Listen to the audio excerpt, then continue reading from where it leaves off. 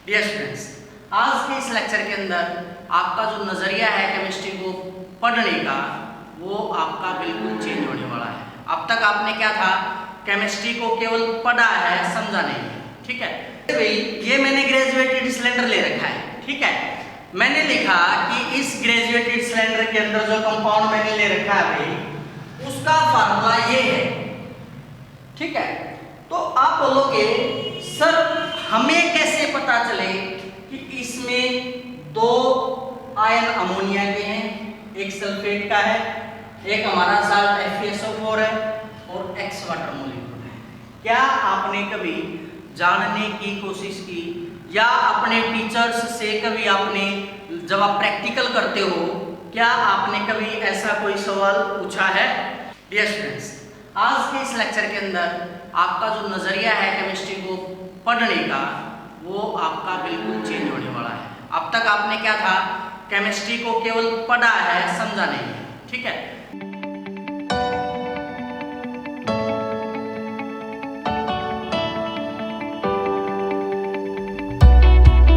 Join करना तो अपना टारगेट लेकर के चलना है कि आपको जाना कहाँ पर है। ठीक है, ऐसा ना हो कि आप 4 या 5 वीडियोस देखो उसके बाद आप गिव अप कर दो, क्योंकि होता क्या है, इनिशियल में जो चीज़ें आती हैं वो थोड़ी आसान होती हैं, लेकिन जैसे जैसे हम स्टेप बाय स्टेप आगे चलते हैं तो चीज़ें थोड़ी सी कॉम्प्लेक्स होना स्टार्ट हो जाती हैं। और जो स्टूडेंट्स का जो नेचर है वो क्या होता है कि जब तक आसान चीज़ें मिली हो ग्रैब करता रहता है। जैसे ये हुआ कि सर थोड़ा सा कॉम्प्लेक्स पार्ट की साइड जा रहे हैं, थोड़ा सा कॉम्प्लेक्स पार्ट आ गया है तो थोड़ा सा डीमोटिवेट हो जाते हैं। तो पहली बात तो मैं आपको यही कहूँगा कि आपको हमेशा मोटिवेट रहना है इस सेक्शन के अंदर या ये जो हमारा कोर्स है इसके अंदर। अब मोटिवेट कैसे रहना है उसके लिए मैं आपको टाइम टाइम पे एक प्रकार से कुछ कहानियाँ या कुछ बातें जिससे आपको अपने आप को मोटिवेट रखना है, या वो कौन सी स्ट्रेटेजीज है जो आपको अपनानी है अगर आपको आगे फर्दर जाना है। सबसे प्लस पॉइंट इस कोर्स का रहेगा, अगर कोई BSc फर्स्ट ईयर का स्टूडेंट्स है या फिर अगर कोई 12th पास आउट स्टूडेंट भी इसी साल जिसने 12th की है तो उसके पास बहुत ही एक गोल्डन अपॉर्चुनिटी है, क्योंकि first year, second year, third year उसके पास 3 साल है प्रिपरेशन के लिए, वो बहुत ईजिली कर जाएगा। जहाँ तक रहेगी इस कोर्स की बात, ये कोर्स हमारा जो है मोस्टली 2.5 या 2 मंथ्स तक ही रहेगा। वैसे जिस हिसाब से यूनिवर्सिटी का एंट्रेंस एग्जाम होगा उस हिसाब से इस कोर्स की ड्यूरेशन कम या ज़्यादा भी हो सकती है। फर्स्ट मंथ के लिए इसकी जो एक प्रकार से फीस बोल सकते हो आप कुछ भी, वो 799 है। उसके बाद पर मंथ जो आपका जब तक ये कोर्स चलेगा केवल 159 रुपीज़ रहेगा। लेक्चर्स की टाइमिंग क्या रहेगी, यहाँ पर हम बेसिकली 2 पार्ट अब अपलोड करना स्टार्ट करेंगे। फर्स्ट सेक्शन होगा इनऑर्गेनिक केमिस्ट्री, ठीक है, और दूसरा सेक्शन रहेगा हमारा फिजिकल केमिस्ट्री का। ठीक है, इनऑर्गेनिक केमिस्ट्री आपको मैं करवाऊंगा और फिजिकल केमिस्ट्री का जो मैथमेटिकल पोर्शन है, होता क्या है इसमें ज़्यादा जो प्रॉब्लम आती है वो आती है उन स्टूडेंट्स को जिन्होंने 11th 12th बायो से की है। तो उनके लिए जो 9 to 12 का जो बेसिक मैथमेटिक्स है वो आपका जो है पहले इसके अंदर करवाया जाएगा। इस बेसिक मैथमेटिक्स से आपका क्या होगा, जो फिजिकल केमिस्ट्री को डील करने की जो आपकी अप्रोच है, जो आपका वे है वो चेंज हो जाएगा। क्योंकि बायो वाले स्टूडेंट्स को फिजिकल केमिस्ट्री बहुत टफ लगती है, उसका रीजन यही है कि उनको जो बेसिक्स ऑफ मैथमेटिक्स है वो नहीं पता। इसके अंदर आपके जो अलग अकेला इसके अंदर जो बेसिक ऑफ मैथमेटिक्स आपके 13 से 14 चैप्टर्स हम करवाएंगे, और यकीन मानिए आप उसके बाद जो आपको फिजिकल के अंदर भी कोई प्रॉब्लम नहीं होगी। अगर किसी ने नॉन मेडिकल से की हुई है थोड़ा सा उसका अपर एंड रहता है क्योंकि उसने पहले से चीज़ें पढ़ी है, लेकिन फिर भी उसको भी ये हमारा जो है कोर्स अगर वो देखता है तो उसको आई एश्योर कि उसको बेनिफिट होगा। ठीक है, तो अब हम बात करते हैं इनऑर्गेनिक में। सबसे पहला जो हमारा टॉपिक है बेसिक्स ऑफ कोऑर्डिनेशन कंपाउंड। जैसा कि मैंने आपको बताया था इसके अंदर हम 11 चैप्टर करेंगे। ठीक है, आज के इस लेक्चर के अंदर हमारा जो first chapter basics of coordination compounds try करेंगे हमारा कंप्लीट हो जाए। ठीक है, हालांकि गर्मी बहुत ज़्यादा है फिर भी हम जो है बेसिक्स ऑफ इनऑर्गेनिक केमिस्ट्री, ये सॉरी कोऑर्डिनेशन कंपाउंड है, उसको हम कंप्लीट कराने की कोशिश करेंगे और कंप्लीट करेंगे। ठीक है, अब इस लेक्चर में क्या होने वाला है भाई, जैसा कि मैंने आपको स्टार्टिंग में बताया, आपकी जो अप्रोच है चीज़ों को देखने की वो चेंज होने वाली है। ठीक है, जैसे मैंने अभी भाई मेरे माइंड में कोई फॉर्मूला आया और मैंने लिख दिया भाई K4Fe(CN6) ये लिख दिया, ठीक है। फिर मेरे माइंड में कोई फॉर्मूला आया, मैंने लिख दिया भाई NH4(SO4)(FeSO4)(XS2), ठीक है, ये लिख दिया भाई। फिर कोई फार्मूला आया, मान लिया मैंने लिख दिया भाई K2SO4(Al2SO4 का XS2), ठीक है।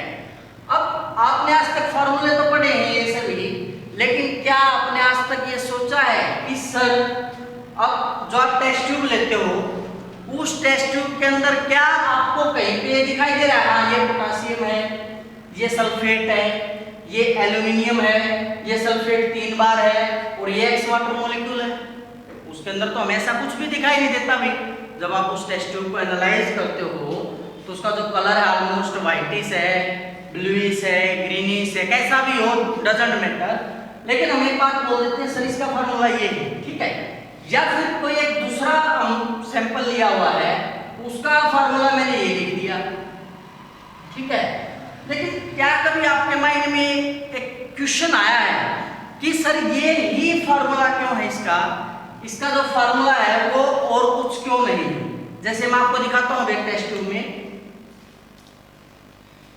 जैसे भाई ये मैंने ग्रेजुएटेड सिलेंडर ले रखा है, ठीक है। मैंने लिखा कि इस ग्रेजुएटेड सिलेंडर के अंदर जो कंपाउंड मैंने ले रखा है भाई उसका फार्मूला ये है, ठीक है। तो आप बोलोगे सर हमें कैसे पता चले कि इसमें 2 आयन अमोनिया के हैं, एक सल्फेट का है, एक हमारा साल्ट FeSO4 है और X वाटर मॉलिक्यूल है? क्या आपने कभी जानने की कोशिश की या अपने टीचर्स से कभी आपने जब आप प्रैक्टिकल करते हो क्या आपने कभी ऐसा कोई सवाल पूछा है? और अगर आपने सवाल पूछा है तो उसका आंसर आपके टीचर ने क्या दिया है वो आप मुझे कमेंट बॉक्स में जरूर बताएं। आपको करना क्या है इसके अंदर, हमें ऐसे इंटरेक्ट होकर के चलना। आपको ऐसे समझना है कि जैसे हम क्लास में पढ़ रहे हैं, फॉर्मेलिटी कुछ नहीं करनी है, कोई पार्ट स्किप नहीं करना है, फॉरवर्ड नहीं करना है। कोई भी बात कहीं पे छूट गई तो आपको जो है थोड़ी सी दिक्कत हो सकती है, लेकिन ये चीज मैं आपको श्योर कराता हूँ एक भी सेकंड आपकी वेस्ट नहीं होगी, हर एक सेकंड आपकी यूजफुल होगी, ठीक है। अब हुआ क्या, जैसे अगर मैं बिगिनिंग में चलूं, हम क्या लिखेंगे भाई हिस्टोरिकल बैकग्राउंड,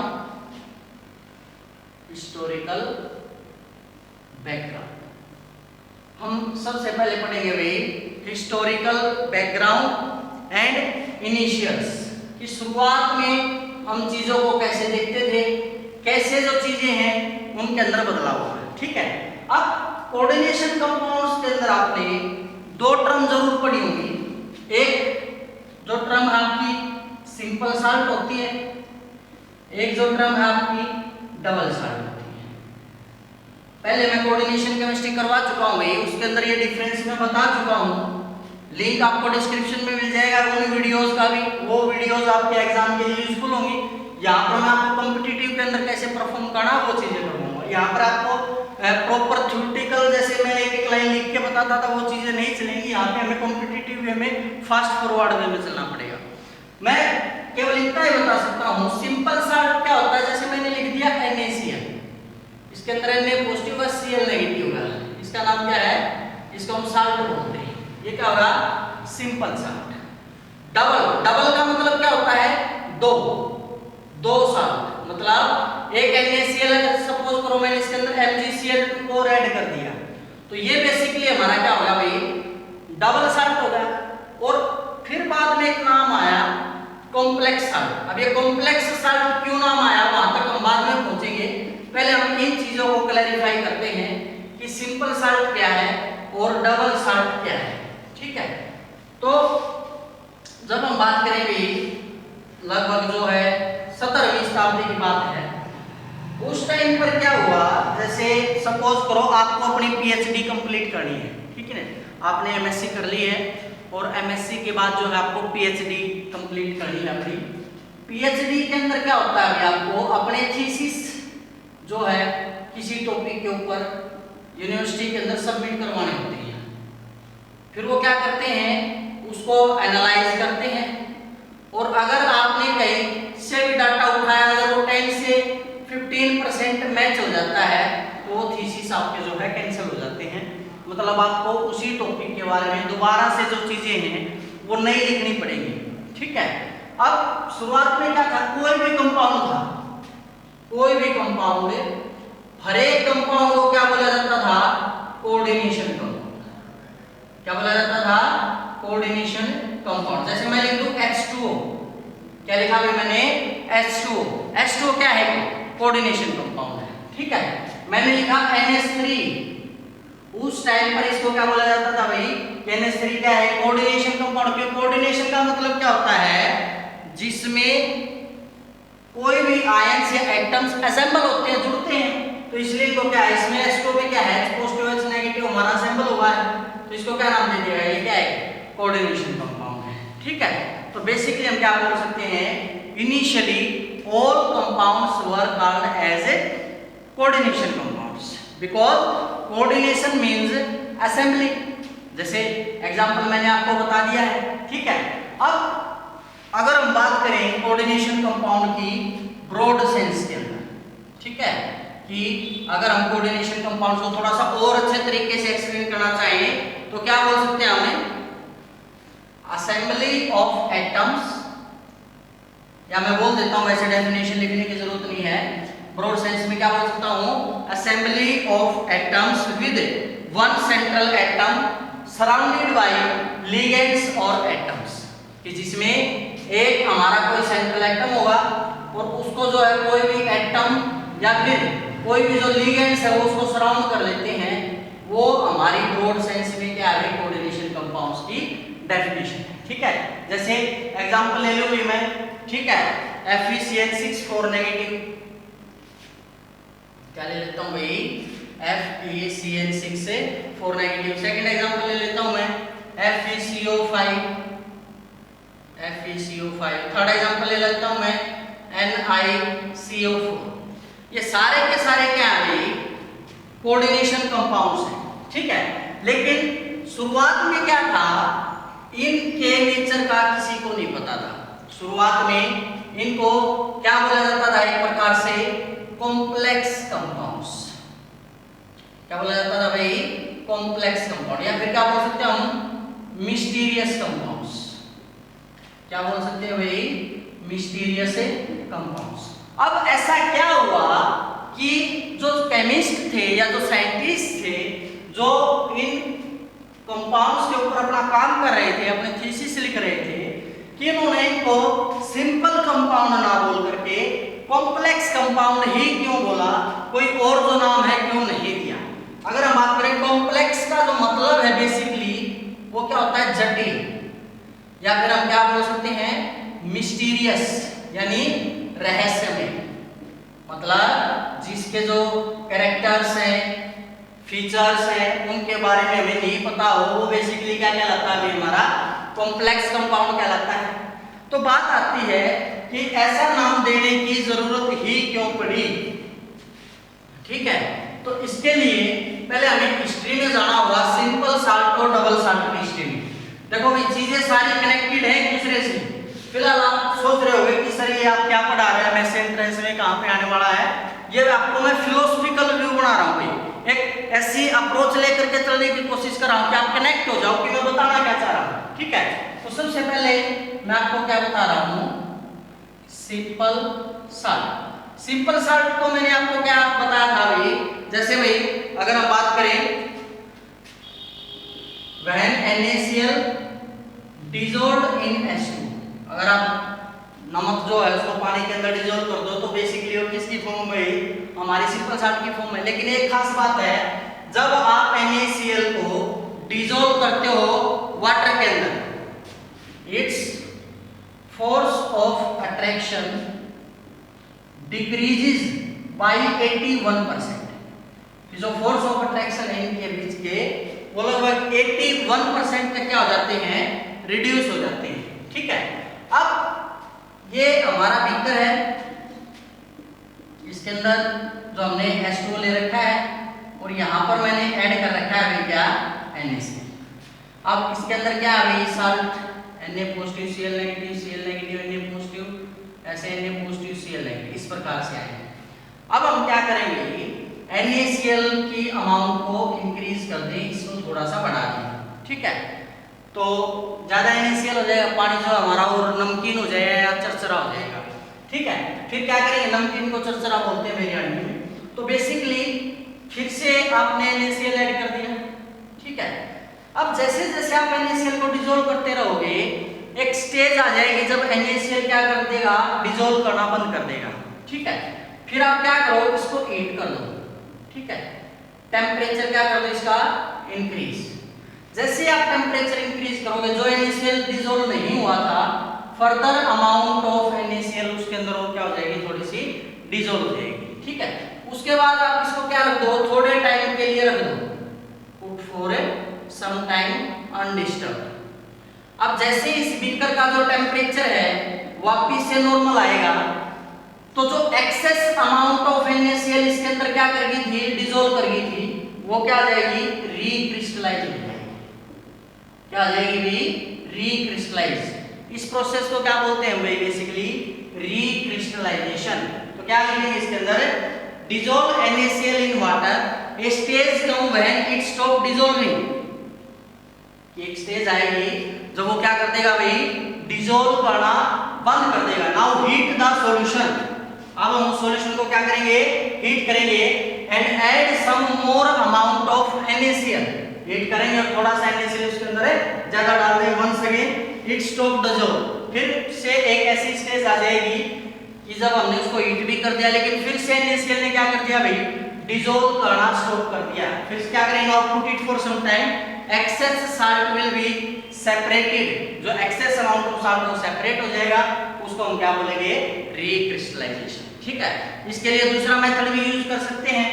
एक दूसरा मेथड जो इसके साल्ट की सेपरेशन के लिए हम कर सकते हैं वो कर सकते हैं इसका वेपराइजेशन, ठीक है। आप क्या करो, आप ये टेस्ट परफॉर्म करके देखना भाई, ट्राई करना, ज्यादा कुछ लगना नहीं है। एक गिलास में पानी लेना है, नमक डालना है, डिसॉल्व करते रहना, थोड़ा सा उसको गर्म कर देना, फिर डाल देना। थोड़े टाइम बाद देखोगे आप एक्सेस अमाउंट ऑफ साल्ट जो सेपरेट हो गया है, उस प्रोसेस को हम क्या बोलते हैं, रीक्रिस्टलाइजेशन। जो परफॉर्म करे मेरे को कमेंट जरूर करिए।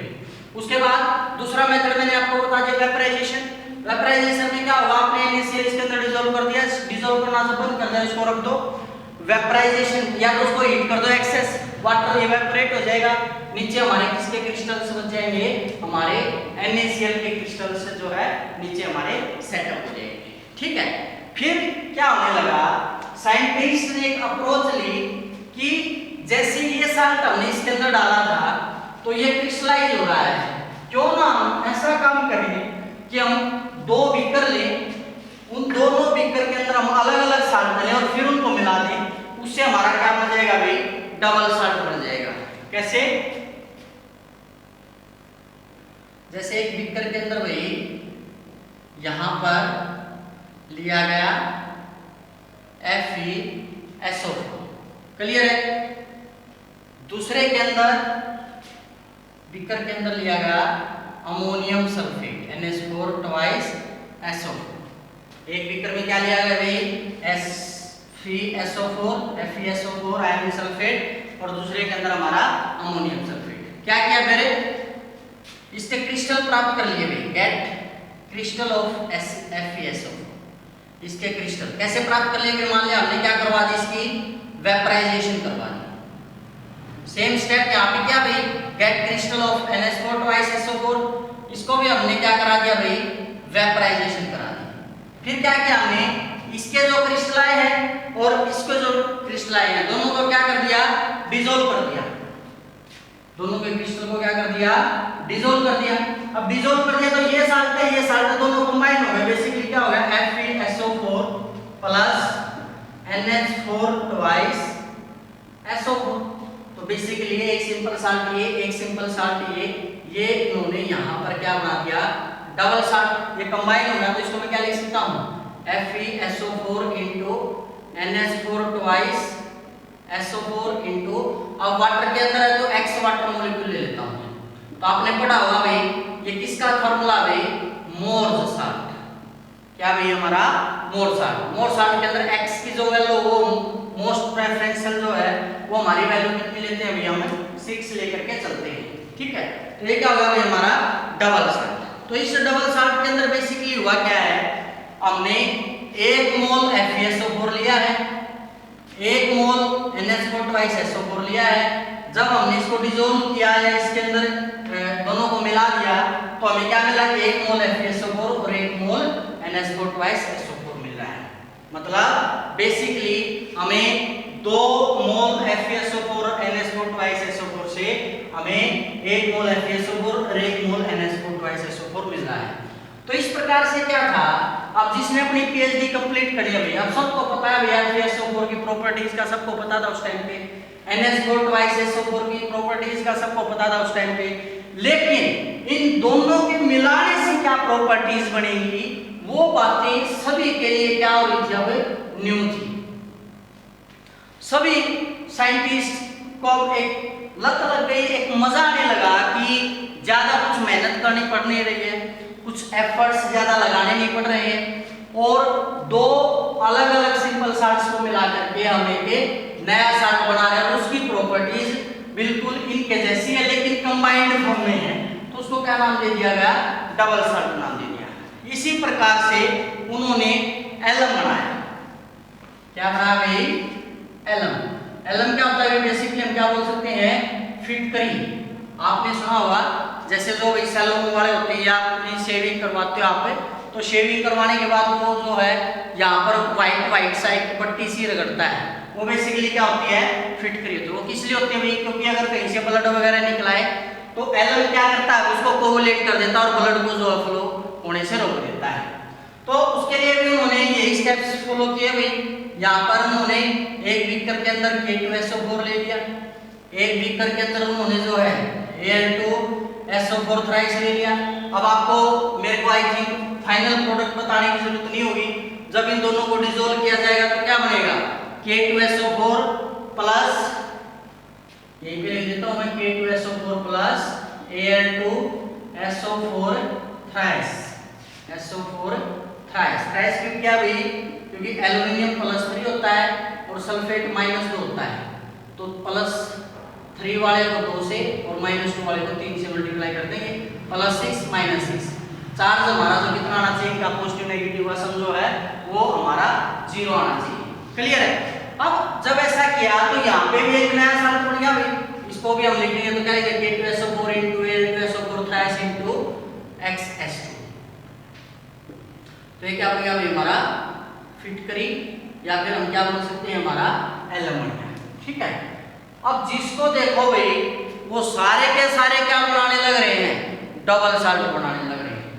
मैं भी डबल साल्ट बना रहा हूँ, आप भी डबल साल्ट बना रहे हो, कुछ नई चीज करनी नहीं पड़ रही, और सब के सब जो है लगे हुए धड़ाधड़ क्या बनाने में, डबल साल्ट बनाने में।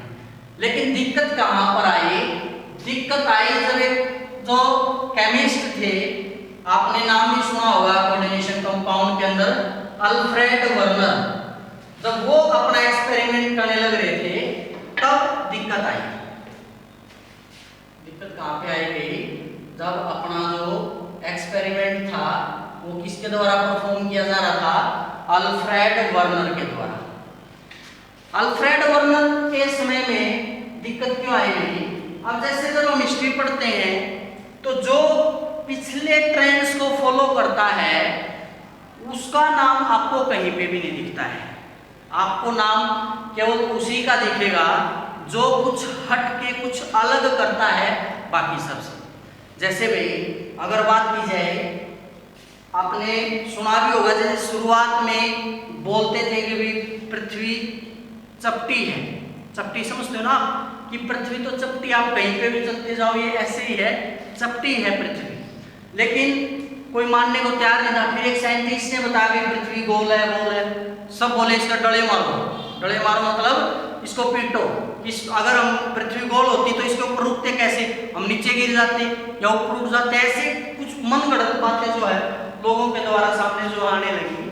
फिर जैसे जैसे आगे टाइम बढ़ा, एक साइंटिस्ट ने आके बोल दिया पृथ्वी गोल है, तो जो पिछले सारे भ्रम थे वो एकदम से टूट गए और सभी बोलने लगे हाँ गोल है।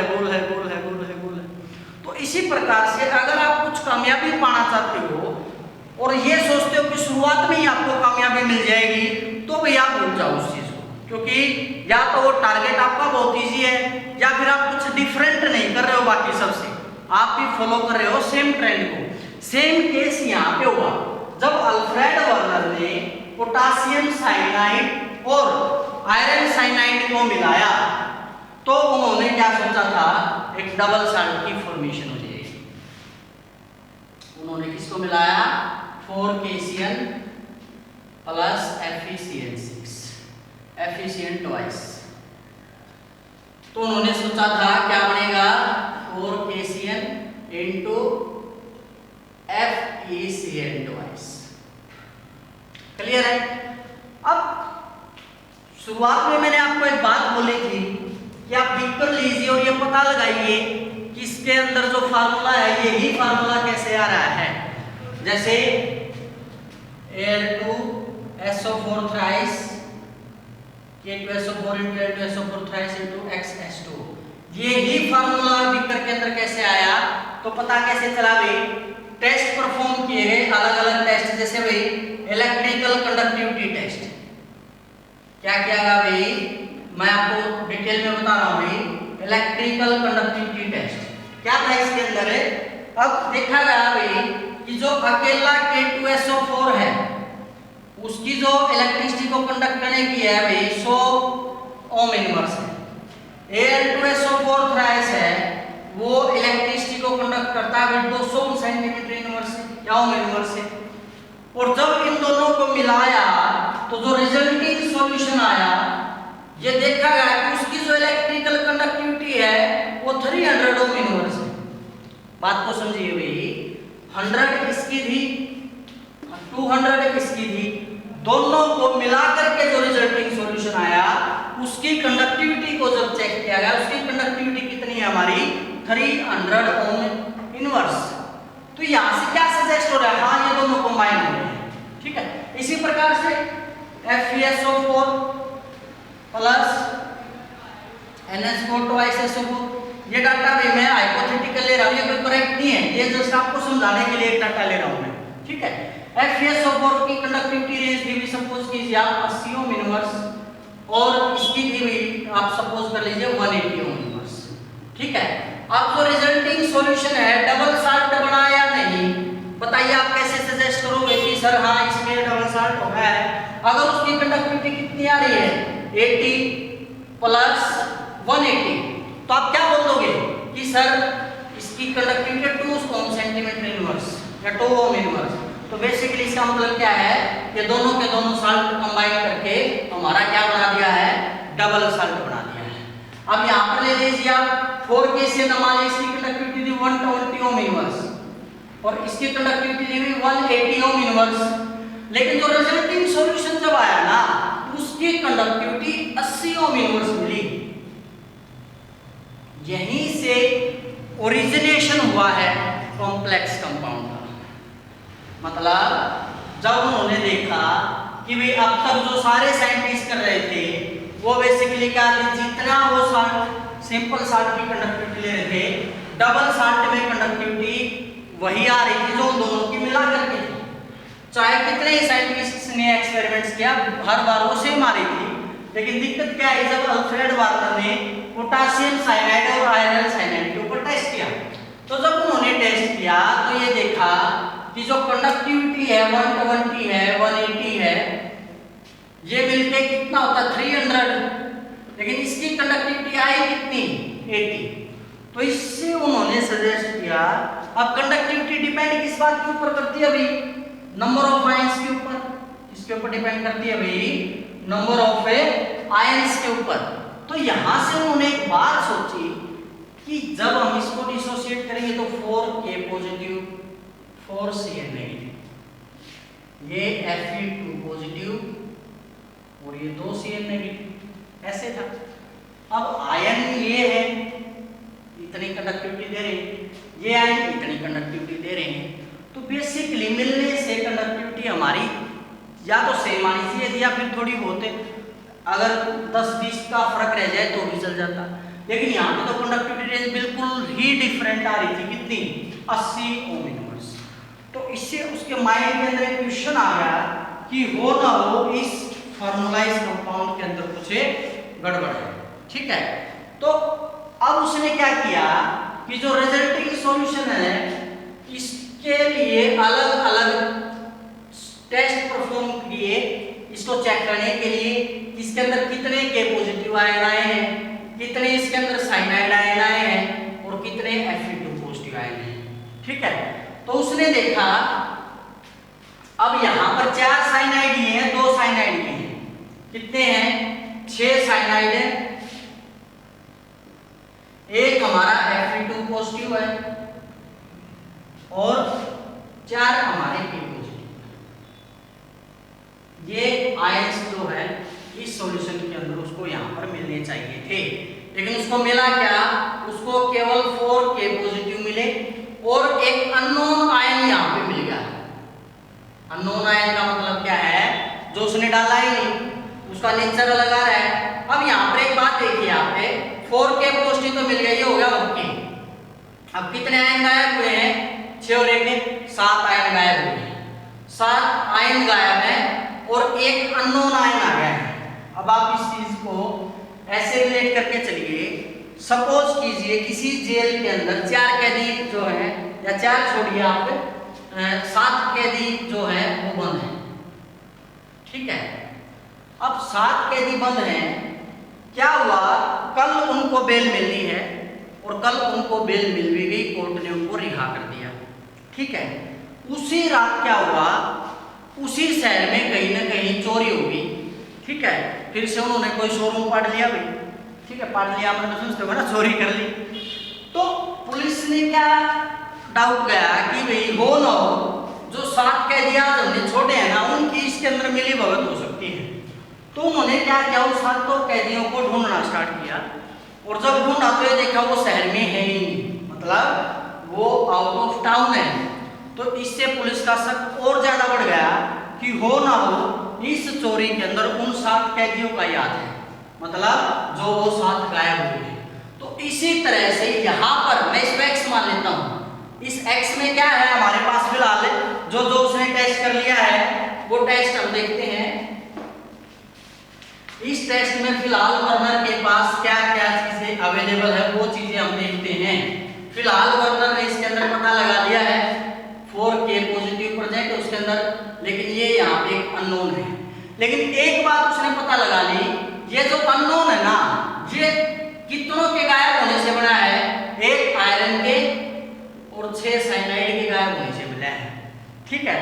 तो बेसिकली दूसरा टेस्ट उन्होंने क्या किया, इसकी इलेक्ट्रिकल न्यूट्रलिटी को चेक किया कि भी गायब 7 हुए हैं, मिला 4 के पॉजिटिव है और गायब क्या हुए 2 पॉजिटिव और 6 सी नेगेटिव, और सॉल्यूशन क्या आ रहा है न्यूट्रल, मतलब 4 के पॉजिटिव। तो ये जो अननोन चार्ज कंपाउंड है इसके ऊपर चार्ज होना हो कितना होगा 4 के नेगेटिव, 4 नेगेटिव। दोबारा से समझोगे इसको कि जो अननोन कंपाउंड है उसके अंदर ये चीज पता चलेगी, ये जो कॉम्प्लेक्स बना है ये न्यूट्रल है, मतलब जितना पॉजिटिव उतना नेगेटिव इसके अंदर। एक चीज का हमें पता है 4 के पॉजिटिव इसके अंदर है, यानी ये जो कॉम्प्लेक्स बच गया इसके ऊपर कितना चार्ज है 4 नेगेटिव कंपलसरी है। अब अगर हम इनको जोड़ दें Fe2 पॉजिटिव ये और 6 Cn नेगेटिव ये, अगर इसके चार्ज को देखें और मैं अगर इसको कंबाइन कर देता हूं तो बेसिकली इस कॉम्प्लेक्स के ऊपर कितना चार्ज है 4 नेगेटिव है। तो यहां से उसने क्या आइडिया निकाला कि भाई ये जो कंपाउंड बना है ना ये क्या है K4 FeCN6 या 4 आगे लिखता हूं। यहां से उसने आइडिया लगाया कि हो ना हो जो कंपाउंड गायब हुआ है वो यही कंपाउंड है, लेकिन इसकी प्रॉपर्टीज कुछ इतनी ज्यादा उस टाइम तक जानी नहीं गई थी भी, उसकी स्ट्रक्चर का नहीं पता था, उसके कलर उसके एक प्रकार से ज्योमेट्री का नहीं पता था, ठीक है, उसकी कंपोजिशन का नहीं पता था, उसका चार्ज का नहीं पता था, उसकी मैग्नेटिक प्रॉपर्टीज का नहीं पता था, उसका कलर क्यों आ रहा है, उसकी बॉन्डिंग क्या होगी, ये सारी बातें तब तक अननोन थी। लेकिन इतना जरूर उसने बता दिया कि भी हो ना हो ये इस हाथ की मिली भगत है, और इस तरह से ये जो अब तक X की फॉर्म में कोई कंपाउंड था उसने आइडिया लगा लिया हो ना हो इस बीकर के अंदर अब ये कंपाउंड है, ठीक है। अब आगे क्या स्ट्रेटेजी अपनाई उसने, ये हम देखेंगे अभी नेक्स्ट लेक्चर के अंदर। आज के लेक्चर के अंदर इतना ही। आप दूसरों को भी मोटिवेट करें कि वो इनको ज्वाइन करें। मैं श्योर कराता हूँ भाई आपको कि आपने कहीं पे भी केमिस्ट्री पढ़ी हो उससे बेस्ट आपको देने की ट्राई करेंगे। आज के लेक्चर में इतना ही। Thank you.